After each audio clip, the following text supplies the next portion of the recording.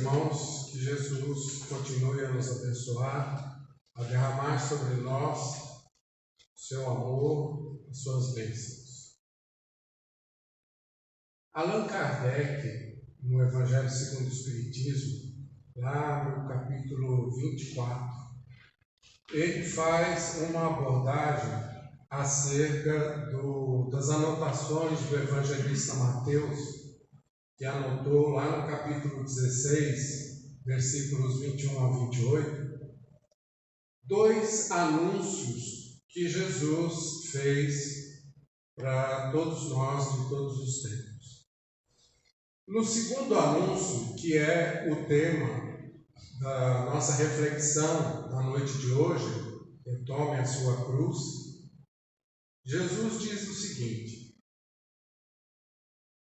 chamando a si todo o povo e os discípulos para perto de si, disse-lhes: se alguém quer vir após mim, a si mesmo se negue, tome a sua cruz e siga-me.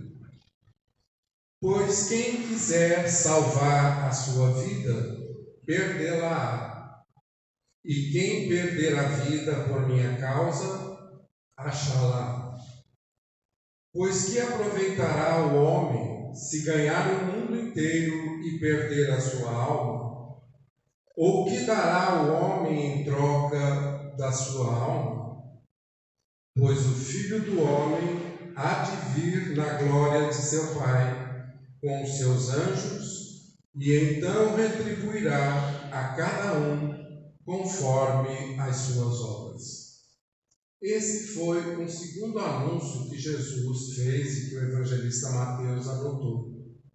Mas para que nós possamos ter uma ideia do que quer dizer esse segundo anúncio, é preciso que nós nos reportemos ao primeiro anúncio que ele fez, e que Mateus também anotou, e diz o seguinte: desde esse tempo, começou Jesus a mostrar a seus discípulos que lhe era necessário seguir para Jerusalém e sofrer muitas coisas dos anciãos, dos principais sacerdotes e dos escribas, ser morto e ressuscitado no terceiro dia.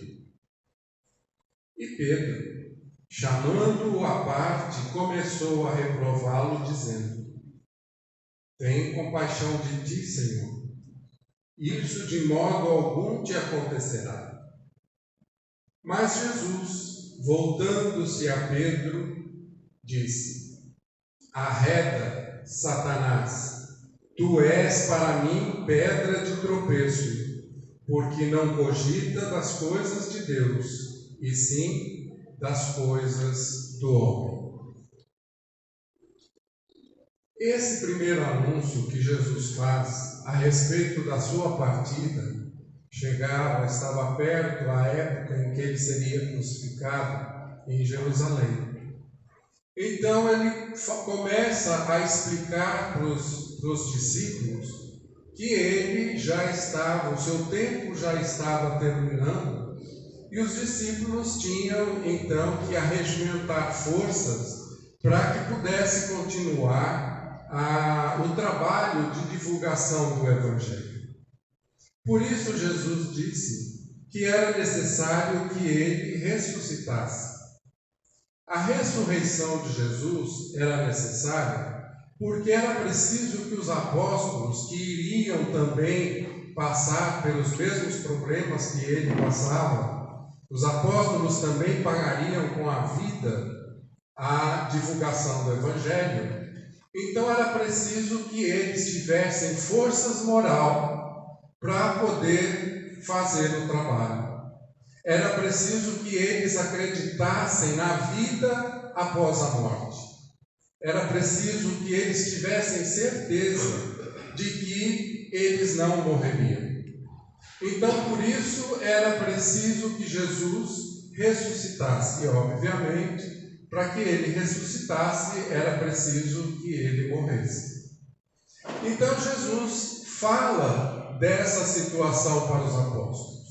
Mas os apóstolos, homens simples, muitos ignorantes mesmo das coisas de Deus, não aceitaram com muita facilidade, com muita tranquilidade, essa morte de Jesus, essa situação de que Jesus deveria morrer brevemente, que ele deveria ser crucificado. Jesus não fala que ele seria crucificado, mas ele fala que ele deveria morrer.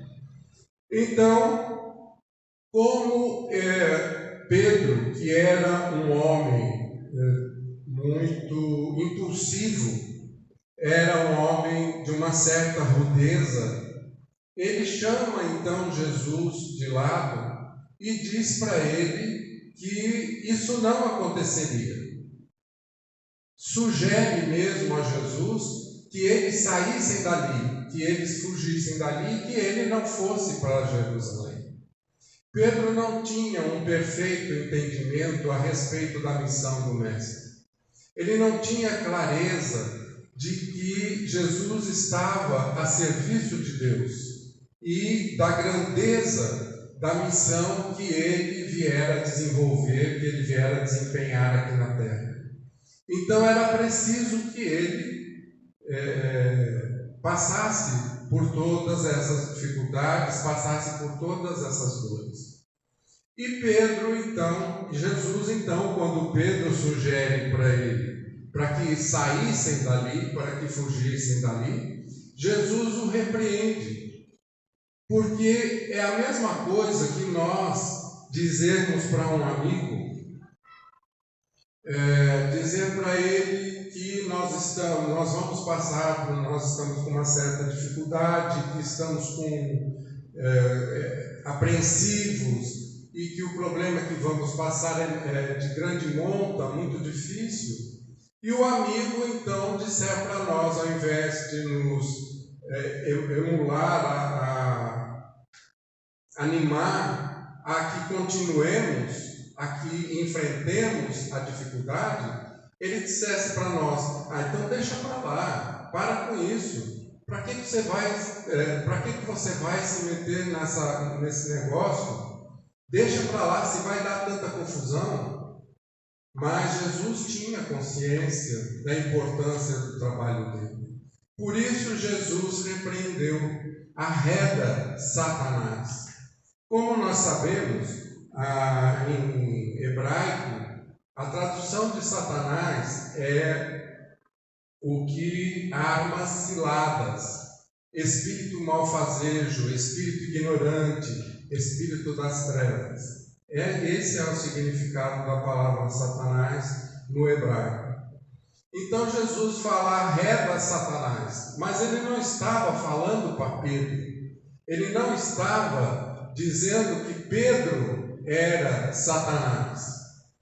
Quando Jesus fala para os discípulos, comenta com eles a dificuldade, a morte que ele em breve enfrentaria, Pedro então faz a sintonia com o plano espiritual inferior, por causa do medo que dominou, que ele se deixou dominar. Ele faz então a ligação com o plano espiritual inferior, e o Espírito então fala através da boca de Pedro, tentando dissuadir Jesus da missão que ele deveria desempenhar. Por isso Jesus disse: arreda Satanás, tu és para mim pedra de tropeço. Então, essa foi o primeiro anúncio que Jesus fez. Como não foi bem recebido, ele fez então esse segundo anúncio que nós acabamos de ver com Mateus, chamando assim todo o povo, disse-lhe: se alguém quer vir após mim, a si mesmo se negue, tome a sua cruz e siga-me. Então, esse segundo anúncio de Jesus ele foi feito totalmente diferente do primeiro anúncio. Conforme nós podemos perceber, Jesus no primeiro anúncio fala aos apóstolos, fala aos discípulos. Porém, no segundo anúncio, ele chama a si todo o povo, chama a si os discípulos, os apóstolos, e dá então o segundo anúncio. Esse segundo anúncio que Jesus fala, ele está dirigindo a todas as pessoas, a todos os cristãos de todas as épocas. Ele está dirigindo esse ensinamento a todos nós, até os dias de hoje. E quando Jesus proclama essa lei, para que quem quiser ir após ele, que pegue a sua cruz, ele proclama uma lei universal, uma lei obrigatória, ensinando a todos que carreguem a sua cruz para estar em comunhão com ele, para estar junto dele. Esse segundo anúncio, os apóstolos receberam com certa tranquilidade, E de nossa parte, nós podemos aprender, nós sabemos, através das experiências que nós temos da vida, através de todos os problemas que vivenciamos e que todo mundo tem, que as cruzes, embora desagradáveis, embora indesejáveis, todos temos as nossas cruzes. Todos nós temos uma cruz para carregar. Nós fomos acostumados, a doutrina espírita não tem 200 anos ainda. Então todos nós, a maioria de nós, vimos de outras religiões, de outras condições doutrinárias. E as crenças que pautaram as nossas vidas até pouco tempo, ensinavam para nós que Jesus morreu na cruz para nos salvar, que Jesus morreu na cruz em nosso lugar. Foi por nós que ele morreu. Ele deu a vida dele no lugar de nós darmos a nossa vida.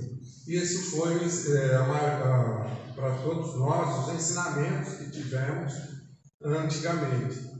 Anteriormente. Então, nessas condições, nós devemos perguntar: se Jesus, ele morreu na cruz, no meu lugar, então, em que ocasião é que eu devo carregar uma cruz? Em que momento eu devo carregar uma cruz? Ele não já se crucificou por todos nós? Ele já não se crucificou no nosso lugar? Então, em que momento eu tenho que carregar uma cruz? E por outro lado, se ele sofreu em nosso lugar, se ele sofreu por nós, por que é necessário que nós soframos da mesma forma? Porque é necessário que eu também carregue a minha cruz. E nessas condições a gente tem que pedir auxílio ali para os universitários, para entender. E nenhum universitário melhor do que Emmanuel para nos esclarecer a respeito. Quando ele fala lá na obra dele, o Livro da Esperança, ele diz o seguinte: julgávamos antigamente que as cruzes que deveríamos carregar eram aquelas dos exercícios das atividades religiosas, e ficávamos isolados, hipnotizados por esses sentimentos equivocados e perdendo tempo. Quando nós ouvíamos falar em carregue a sua cruz, pegue a sua cruz, quem quiser me seguir, que pegue a sua cruz e siga-me, nós ficávamos sempre no âmbito da religiosidade. Mas hoje, com a doutrina espírita, com o esclarecimento dos bons espíritos, nós sabemos que perdemos tempo pensando dessa maneira. Porque quando Jesus fala em renunciarmos a nós mesmos, ele quer dizer que essa renúncia não é inativa. ela deve render valores espirituais que resultem em nosso favor, diz Emmanuel, promovendo o nosso crescimento e crescimento daqueles que estão à nossa volta. É o desapego do nosso próprio bem pelo bem de todos. Então, muitas vezes, a gente fala assim, eu vou renunciar porque hoje vai ser um dia especial, então hoje eu vou fazer uma renúncia, não vou comer carne. Hoje não vou fazer isso, não vou fazer aquilo. Ou então, hoje, como um dia especial, eu vou fazer tal coisa. Muito louvável. Mas o que resulta disso?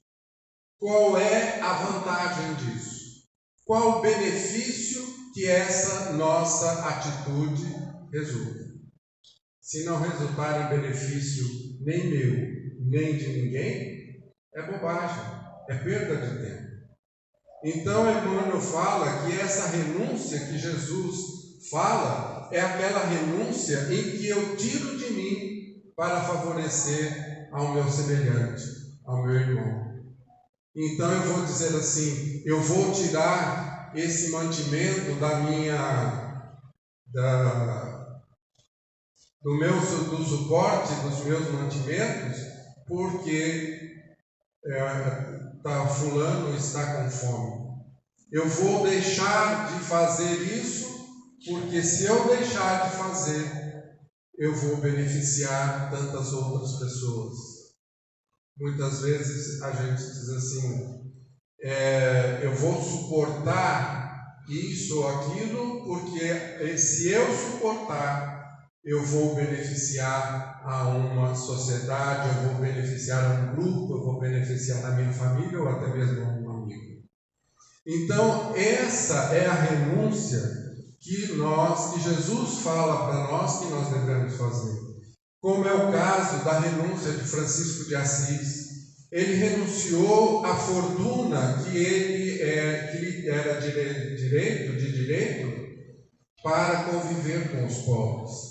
É o caso de Irmã Dulce, que, pertencente a uma família bem posicionada na sociedade, renunciou a essas benesses para viver em favor daqueles que são mais necessitados. É o caso de Madre Teresa, é o caso de Chico Xavier e tantos outros que nós conhecemos, que renunciaram a si mesmo, abriram mão de alguma coisa que lhe era própria, que lhe era de direito, que lhe era devida, para que outras pessoas fossem beneficiadas. Então, as nossas cruzes incluem todas as realidades do mundo que o mundo nos oferece e na qual vivemos, e onde somos convidados a esquecermos de nós mesmos na construção da felicidade de todos, o que nos ensina Emmanuel. Então, a renúncia não é só alguma coisa específica, mas é tudo que diz respeito à minha vida. Desde as coisas mais singelas, as renúncias mais singelas, até as renúncias que muitas vezes nos pedem as lágrimas. Então, as nossas renúncias, as nossas cruzes, que nós somos convidados a carregar, na maioria das vezes, diz respeito às dores das grandes separações. Separação do ser querido, separação de um amigo, diz respeito a isso, diz respeito às farpas do desencanto, diz respeito às provações em família, às dificuldades que enfrentamos em família, os sacrifícios mudos que temos que fazer por longos períodos, quantas coisas nós temos que calar dentro de nós para que possamos continuar indo em frente, Isso constitui uma cruz para nós. Os desastres do plano físico, o abandono por parte daqueles que constituem nossa esperança, Às vezes depositamos toda a esperança em alguém e muitas vezes essas pessoas nos faltam por motivo dos mais diversos. as tarefas difíceis que nós nos comprometemos a executar e que muitas vezes somos obrigados a esperar pela ajuda alheia. Nós temos que nos submeter, nós temos que aguardar que o outro se decida por nos ajudar e nós temos que esperar. Então, Emmanuel diz que a cruz para um pode ser a calúnia proferida contra o justo. Para outro pode ser o fracasso na busca pelo sucesso da vida. E para outro, um terceiro, pode ser o isolamento, a solidão que experimenta, né? E ele diz assim que a cruz, portanto, não é a mesma para todas as pessoas, mas há uma cruz de algum tipo para todos. E isso está implícito nas palavras de Jesus quando ele diz: se alguém vier após mim, deve negar-se a si mesmo e tomar a sua cruz. Veja, meus irmãos, o apóstolo foi muito perspicaz em anotar que Jesus não fala: se alguém quiser vir após mim, tome uma cruz e siga-me. Ele diz: tome a sua cruz, o que significa que todos temos a nossa, né? Muitos de nós, quando nós perguntamos: você pode me explicar o que é a cruz de Jesus, o que significa a crucificação? Nós somos até capazes de responder, de explicar. Mas muitos de nós somos muito ignorantes a respeito das nossas cruzes. Quais são as nossas cruzes? Qual é a minha cruz? Qual é a cruz que eu devo carregar, que eu preciso carregar? Então, Emmanuel, e continuando com esse benfeitor nos explicando a respeito, ele nos fala que o próprio Cristo teve a sua cruz para carregar, né? Por caminhos marcados por exigências, injúrias, pancadas, deserções. Se o próprio Cristo teve a sua cruz, que dirá nós, né? Não temos a nossa. E o benfeitor continua: o cristão é chamado a melhorar e elevar o nível de vida, e para quem efetivamente vive em Cristo, a vida é um caminho pavimentado de esperança e trabalho, alegria e consolo, mas plenamente aberto às surpresas e ensinamentos da verdade, sem qualquer ilusão. E isso, assim é realmente a vida. E Kardec, no Livro dos Espíritos, ele argui a espiritualidade porque é assim, porque a vida tem um propósito. Há um motivo pelo qual nós estamos aqui, pelo qual nós vivemos aqui. Há um porquê de tudo isso. E a dificuldade que nós temos em carregar a cruz é quando nós não entendemos o objetivo da vida. É quando nós não podemos entender por que é que nós estamos aqui, porque somos o que somos, porque temos o que temos. Então Kardec faz a seguinte arguição à espiritualidade superior, na questão 132, ele diz assim: qual o objetivo da encarnação dos espíritos? E os espíritos responderam: Deus lhes impõe a encarnação com o fim de fazê-los chegar à perfeição. Para uns é expiação, para outros missão.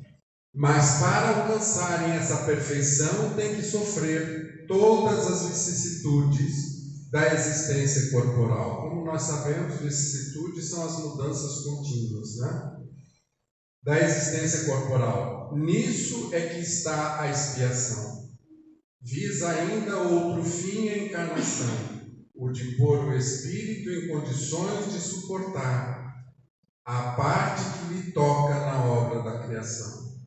Para executá-la é que em cada mundo toma o espírito um instrumento de harmonia com a matéria essencial desse mundo, ou seja, o corpo, né? a fim de aí cumprir, daquele ponto de vista, as ordens de Deus. É assim que, concorrendo para a obra geral, ele próprio se adianta. Então, é preciso entender que não estamos aqui a passeio. Há um objetivo maior, uma finalidade maior de aqui estarmos. Aqui é a nossa escola. É aqui que nós viemos tomar as lições para promover o nosso adiantamento. Então, é natural que encontremos as dificuldades inerentes a esse adiantamento, a essa estrada que nós temos que galgar. É muito natural que assim aconteça. E pelas nossas dificuldades vem o sofrimento.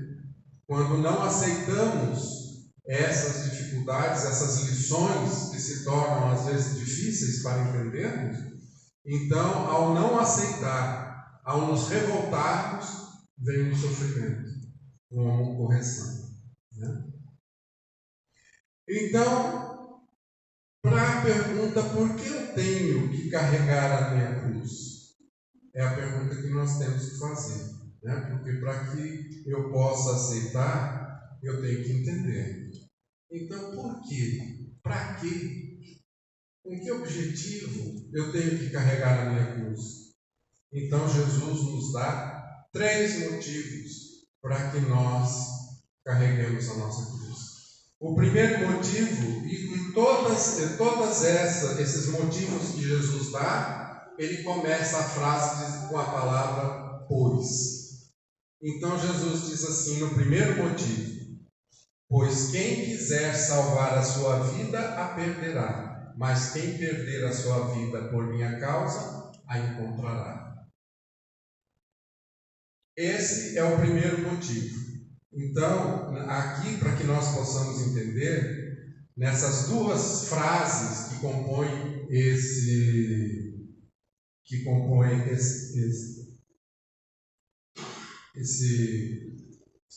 período, né? Nós vamos encontrar a palavra vida.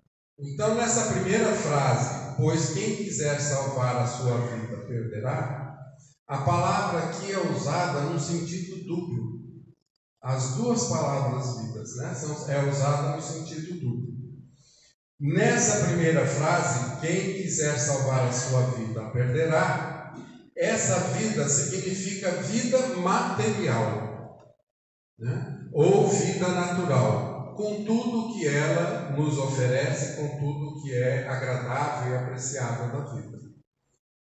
E na segunda frase, mas quem perder a sua vida por minha causa encontrará, ela significa vida espiritual.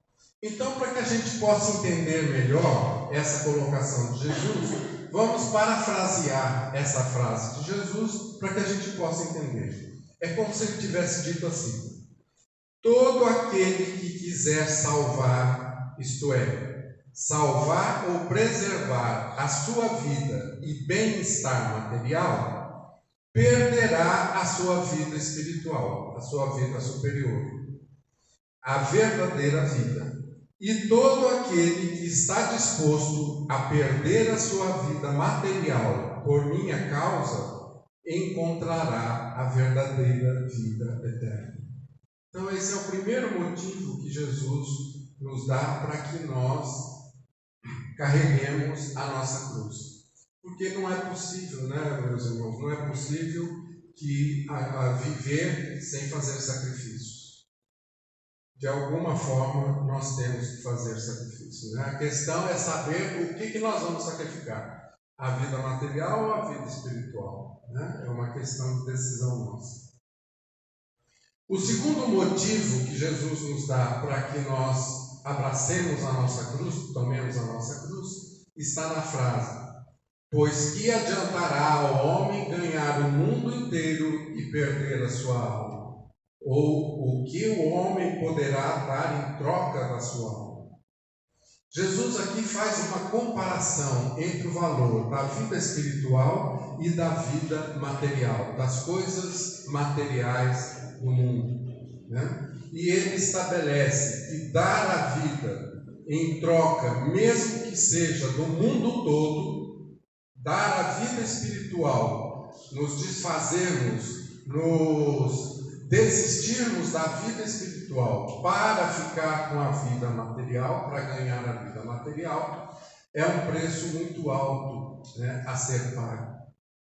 E se o homem perder a sua alma, né, que significa, né, o homem poderá, o que o homem poderá,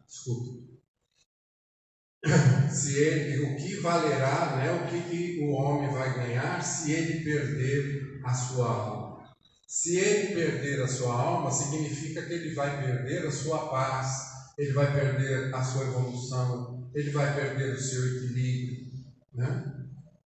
Se ele perder, né, o que ele poderá dar de material para que ele tenha de volta essa sua vida espiritual, né? Mesmo que ele der o mundo inteiro, não paga a sua vida espiritual, né?